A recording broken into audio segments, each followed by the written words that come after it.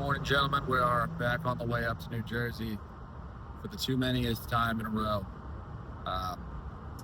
And I just was listening to some stuff on my drive that was very convicting and very good reminder for me about about the thought life that one should have as a Christian man.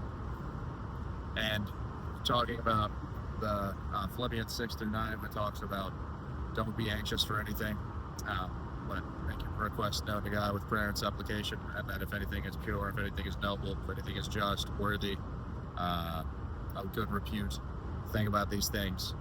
And talking about the importance of kind of the duality of you can't be anxious and grateful at the same time because your mind can only get focused on one thing. So instead of spending your time, or if you find yourself spending your time rather anxious, worried, frustrated, ungrateful, fearful, it is likely because you are constantly dwelling on those things as opposed to being thankful for God or to God for the things that He's done for you, and also the opportunities of strengthening your faith that those hard times may represent. And that is not really the anxiety one for me doesn't hit too much. I'm more of just a spaz crash out, because I'll just get really angry quite easily, and it is very difficult for me to not.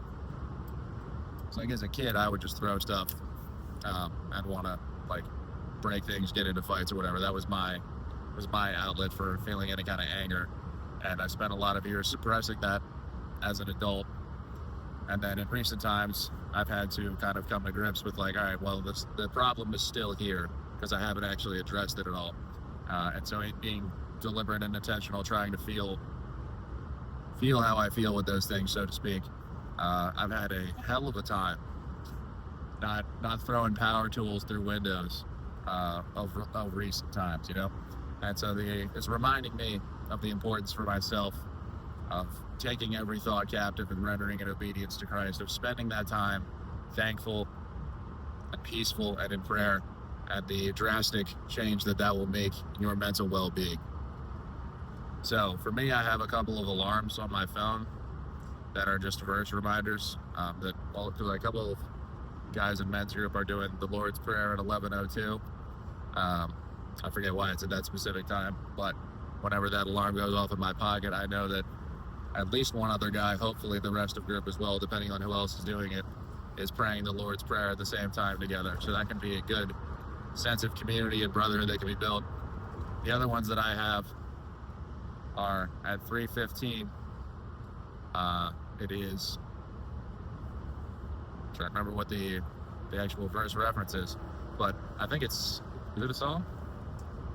Yeah, I think it's a psalm. But yeah, Psalm 3:15. So, but the wisdom from above is first pure, then peaceable, gentle, open to reason, full of mercy and good fruits, impartial and sincere, and a harvest of righteousness is sown in peace by those who make peace.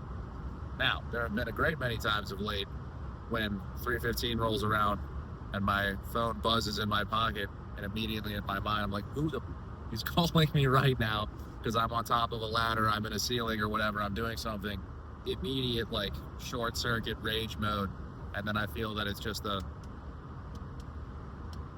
little vibration pattern that's you have an alarm going off, and then I remember, oh yeah, there's the verse that says I'm supposed to be peaceable, and so that's a very challenging reminder for me there.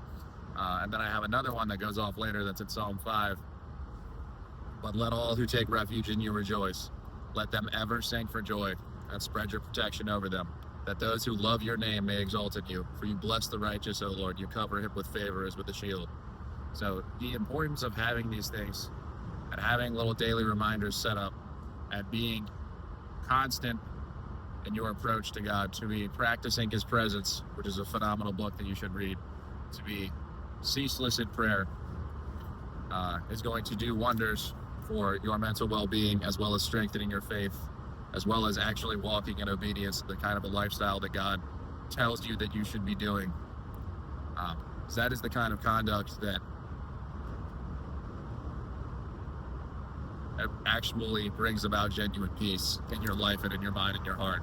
Because otherwise, we're just spinning in our minds and thinking about things that are cause you frustration and anger and a lack of peace, you're not actually changing those things. Like, most of the time, you're just ruminating on all of the bad things that could possibly happen and what could be going wrong in my life. What's like the worst case scenario that you just play out in your mind? It's actually unrealistic, and most of those things never come up being true anyways. You suffer far more in your mind than you do in reality. And you just invent so many problems for yourself when you're stuck in your own head thinking about these things, where instead, if you spend that time in prayer and meditation and joy and thanksgiving and praise, find a hard time having a bad time if you're doing those things. So, with that said, that is the reminder of the day. That is the blessing and the prayer that you need to be living into. And that's what I'm going to be trying to do as I take a pilgrimage back to New Jersey again, to this job site that has been giving me hell the last week here. So, but count it all joy, my brothers, when you meet trials of various kinds, for you know that the testing of your faith produces steadfastness, and let steadfastness have its full effect, that you may be perfect, complete, lacking in nothing. So thank you, God, for the opportunity to test my faith and my patience. And if I walk this down the line, thank you that I have a business that I can provide for myself and my wife with, that I can sustain myself. That is a blessing. That is a gift, you know. The times of suffering will come, but count it all joy. Stay righteous, fellas. God bless. All have a good one.